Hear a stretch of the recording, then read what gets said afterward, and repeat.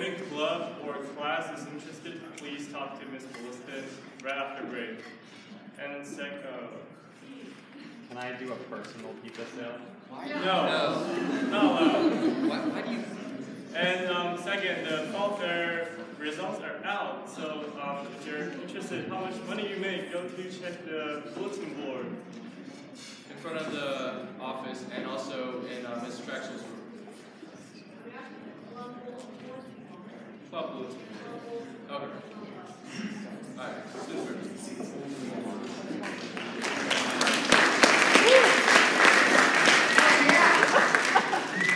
That's a really nice Halloween costume. Dude, it's November.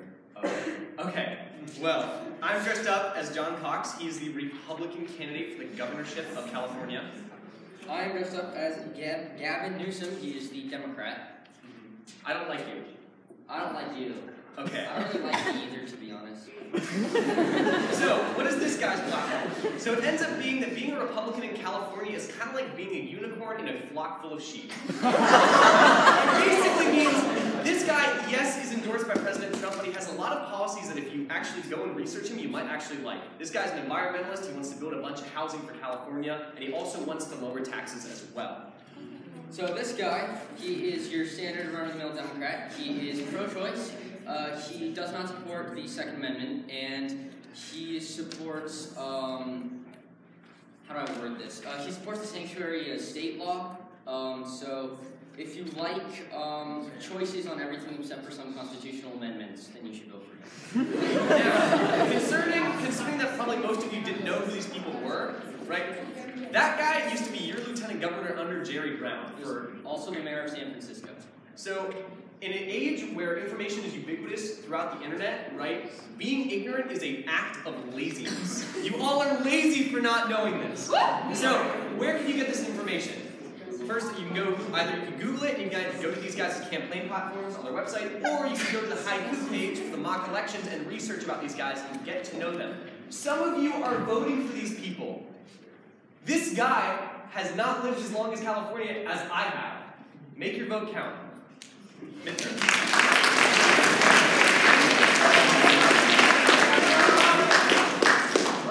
So we're also up here to give more of a mock election and election information.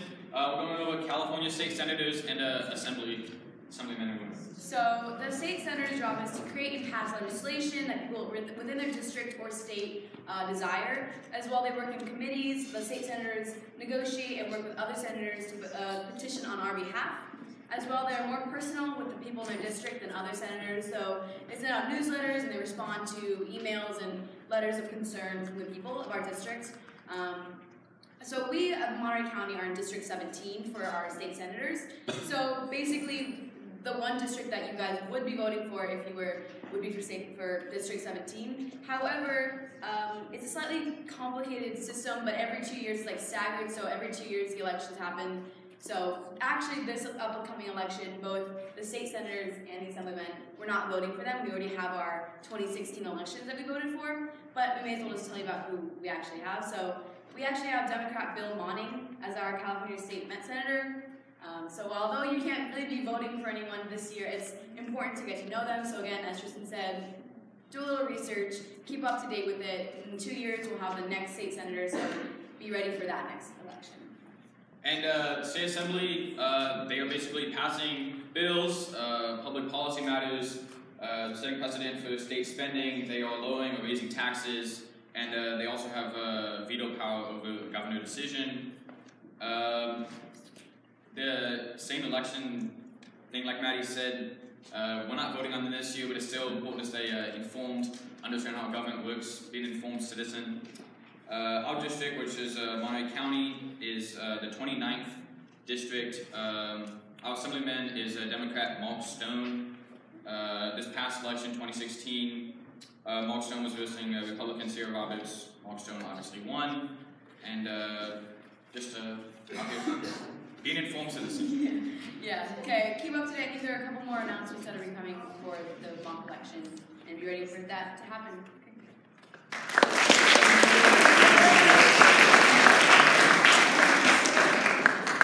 So, Monterey UN, if you are doing SMUNC, Position papers will be due, I believe, tomorrow, very soon. This afternoon, 2:45 or 3 o'clock, we will be in room 2 to go over position papers. If you need help writing position papers, if you've never written a position paper, if you don't know what a position paper is and you're going to SMUNK, please come this afternoon. We're going to help you write them. And yeah.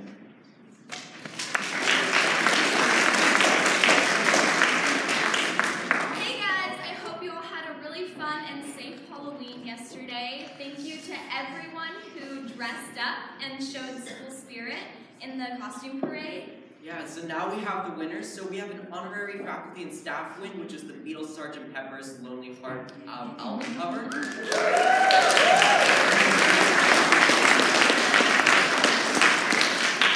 The best individual costume goes to Caden Huffman for his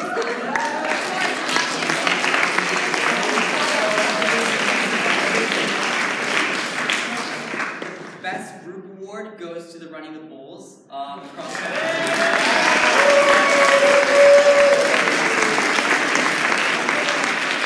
serious costume goes to Francis Cardinal.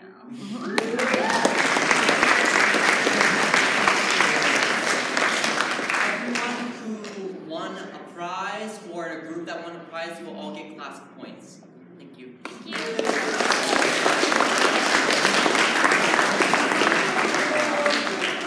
Alright, new club coming in. If any of you want to learn Morse code, or if you already know and want to strengthen it, and you want to yell random punctuation at your friends,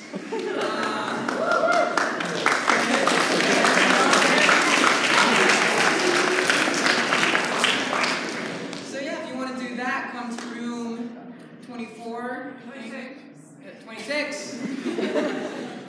And F days. So yeah, come on down, be lots of fun. Do it.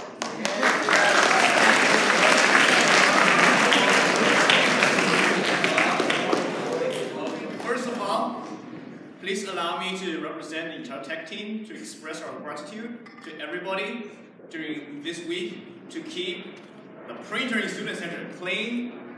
You know, days without picking up 60 pages of crumbled macaroni and cheese covered SAT practices is just absolutely charming. But then, that comes to the question. I mean, it's completely on me. We're telling people what not to do before we tell them how to do it. Raise your hand if you think you know how to print. A substantial portion.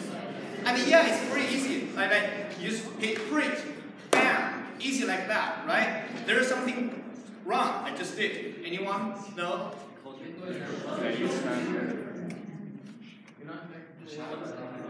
So I'm connected to Wi-Fi. I have everything configured correctly. I hit print.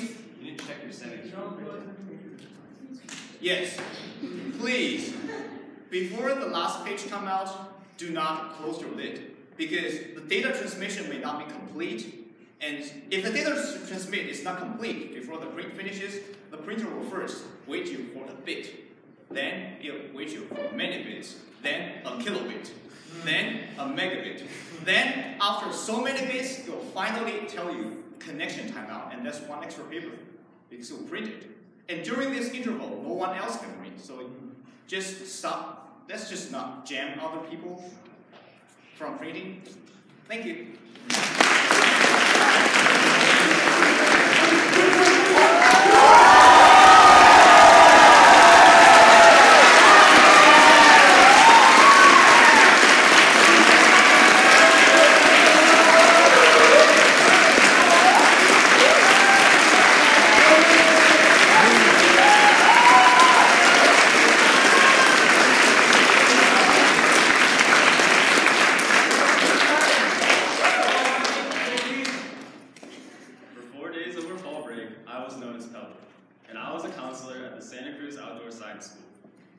At first, I had a few doubts about going. I told myself I should just stay at home and hang out while I could before going back to school. Maybe even get ahead on homework. But in the end, I'm glad that I went because it was an enjoyable experience which taught me many lessons and gave me the opportunity to meet new people. Being a cabin leader meant that you and another person had to take care of 8 6th graders for 4 days. I got paired with Emod, or Oak, to take care of cabin 14, otherwise known as the Lady Beetles. At first, our fellow cabin leaders, Alex and Winston, doubted us. They said things like, "Oh no," or "Watch you guys as a kid," and "How did this happen? This is really bad." Emod and I didn't let this get into our heads. We were confident in our cabin leading skills, and there was no way we would lose a kid.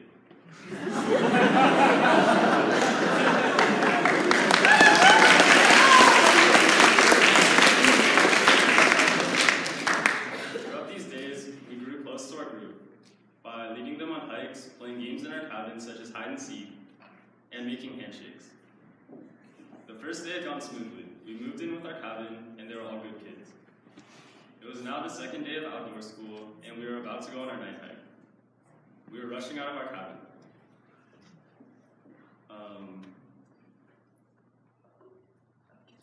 Oak and I had to get everyone ready, and being the responsible cabin leaders that we were, we said things like, "Shoes on, put your shoes on," and "Why are your shoes on?" Motivating them to get ready while teaching them the life lesson of being punctual. We had all 8 kids lined up, time to go. As they ran down the hill, we reminded them one time that there was no running, and told them to get into a single file line. We only told them this once because we had to pick and choose our battles, as well as the hill did look fun to run down. And it was just steep enough that they probably wouldn't fall. We finally got to our meeting spot. This is when the impossible happened. Our cabin leader, our naturalist asked where everyone was. Confused, I counted them. 1, 2, 3, 4, 5, 6, 7. It had only been a few minutes since we had all 8 at the cabin. "What do I do?" I said with worry in my voice. "Go find him," she said, shocked that we had lost him. However, it was because of her shock that told me it had never crossed her mind that we would lose a kid. I was proud.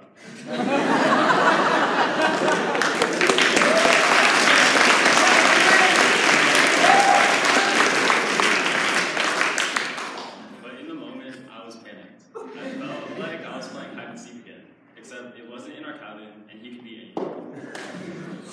I ran to the bottom of the hill, then proceeded to walk up it, showing that I was responsible and a good role model by following the rules.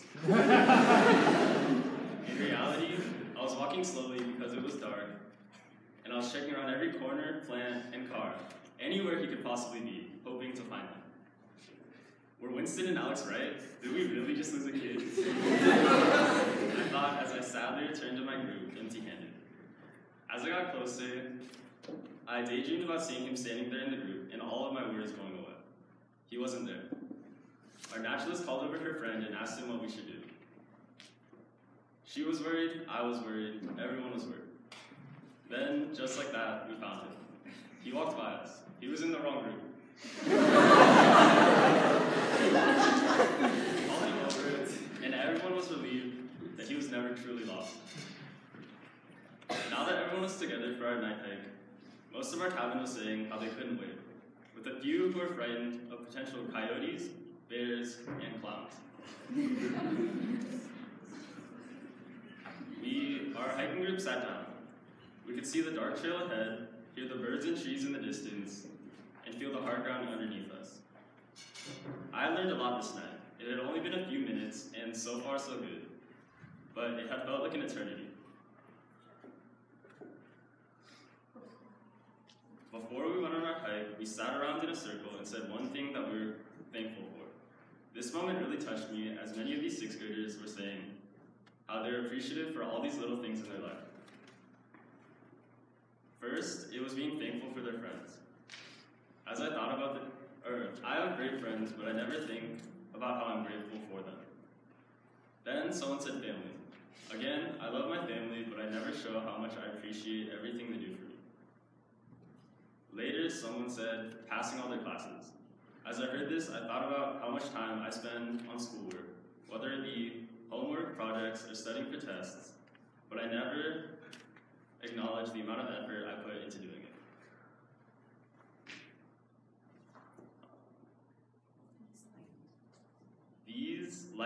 this dark night for me. It made me realize all the things in my life that I should be thankful for. In the end, this experience made me realize how grateful I was to have my friends, my family, and even homework. It was the last day of science camp, and it was an emotional time. We had our closing ceremony where we said our goodbyes to our cabin. The buses had just pulled up, and many of the 6th graders in cabin 14 were crying, saying how they'd miss us and how Oak and I were the best cabin leaders. We had grown close to our cabin, and even though we weren't the best at risk management, we almost lost the kids, and some of them got hurt.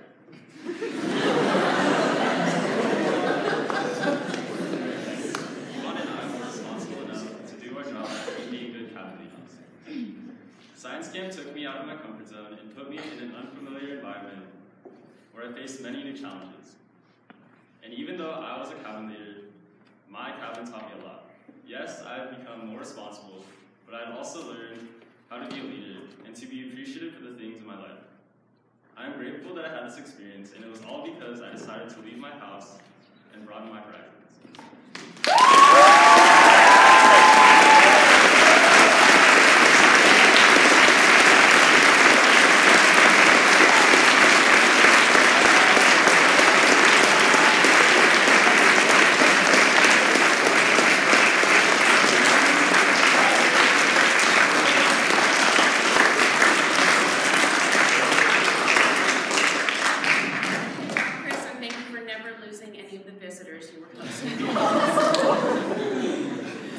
Speaking of visitors, I want to let you all know that this Saturday is our big admission event all about York. We will have a lot of prospective families coming to visit, parents, students, and I want to make sure the campus looks as beautiful as it can. So, if all of you could take pride in our campus, make sure that you're doing your work jobs, not only today, but try to remember to do them tomorrow. That would be great. If you walk by and you see a piece of trash on the ground, pick it up. If you see something that's broken, come and let us know so that we can make sure the campus looks as beautiful as it can. Also, SHIELD students who are going to be at All About York, there is a meeting for you today at lunch in the music room. Please be sure to be there so that you can get your primo assignments for the ice cream social and get all the pointers that you're going to need to make sure that it's a great event. Thanks.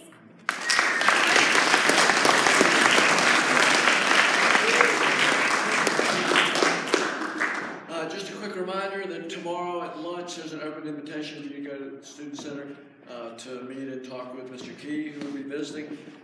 And the only thing I want to remind you is that he probably doesn't know anything about wood chips.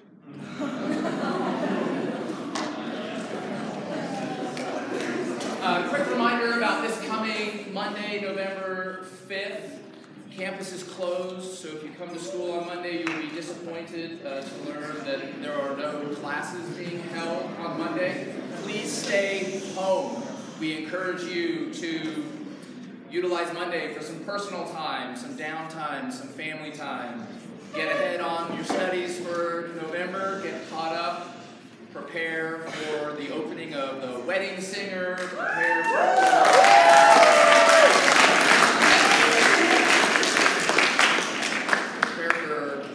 TEDx York, or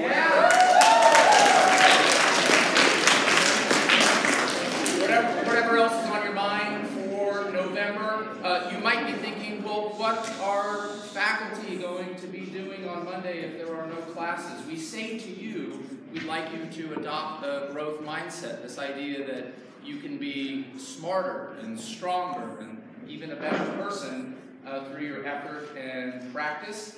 We embrace a growth mindset for ourselves in our professional teaching, and we will be working on our own professional growth goals for the year. So we appreciate that you give us some time to do that by staying home on Monday. We look forward to seeing you Tuesday.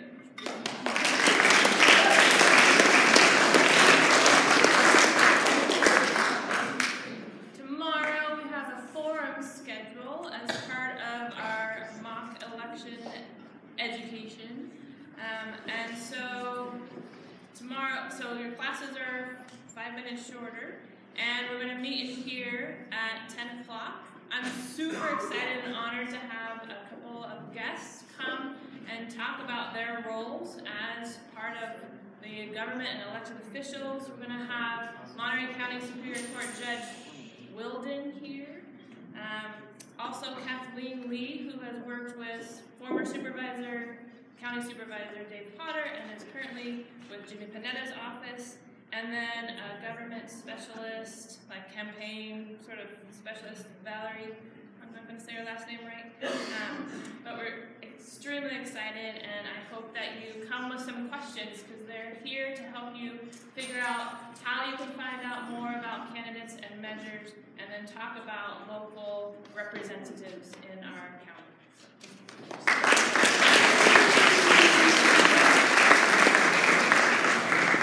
Simon, say go to class.